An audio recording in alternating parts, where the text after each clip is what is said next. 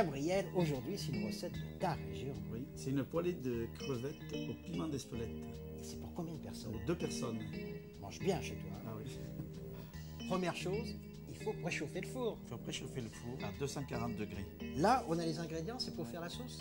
Alors, 4 tomates moyennes qui ont été toujours plongées dans l'eau bouillante, pelées, coupées en deux. On a retiré les graines et on a coupé la pulpe en petits dés.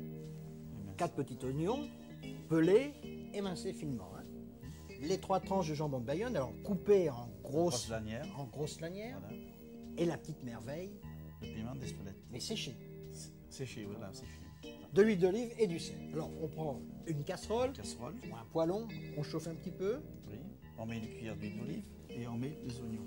on les fait suer un Voilà, petit suer, peu, hein, et bien qu'ils commencent à suer, devenir voilà. transparents. Voilà.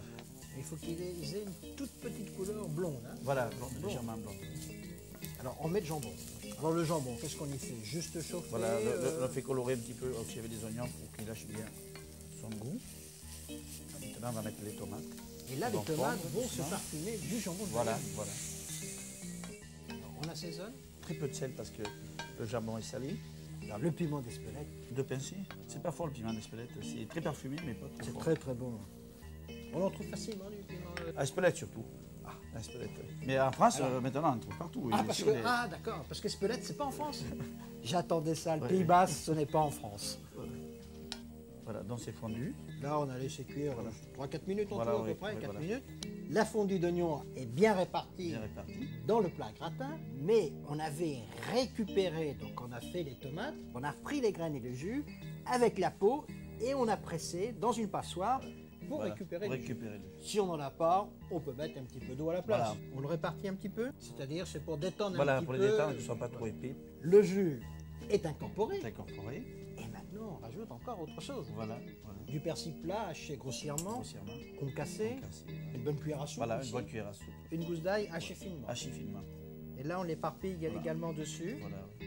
Alors, Gabriel, c'était important de prendre un grand plat, Voilà, c'est un hein, parce que maintenant, le plat est prêt à recevoir les gambas. les gambas. On va les faire revenir dans la poêle avec Toujours revenir. Oui, toujours revenir. Ils Avec sont, un petit- ils sont partis. Non, On va les faire légèrement colorés. légèrement coloré. C'est oui. ça, non Voilà, voilà. Oui. On va le faire en 2 fois. Voilà. Donc, on met une demi-cuillerée à soupe Voilà. d'huile d'olive. Et on va les assaisonner au sel fin. On les refait de l'autre côté aussi. Notre huile est chaude. Alors, Et on les met dedans. On va mettre les gambas. On va en mettre la moitié. On va On va mettre 6 6 pièces. par 6. Parce que là, on les cuit pas. C'est juste les faire rougir de haut. Voilà.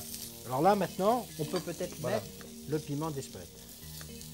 C'est mieux de le mettre dans la poêle, hein, parce que là, il chauffe un petit peu, ça lui donne du goût. Alors là, ça va, Voilà, on les là, ça va, dispose, on va les disposer. et on mettra les autres de Ranger, l'autre côté. Voilà, et les autres de l'autre côté. Nos gambas sont prêts, Voilà. on va les mettre dans le four. Voilà. On l'a préchauffé à 240 et maintenant on le met en position grill. Et là, on le laisse combien de temps? 4 minutes. 4 minutes.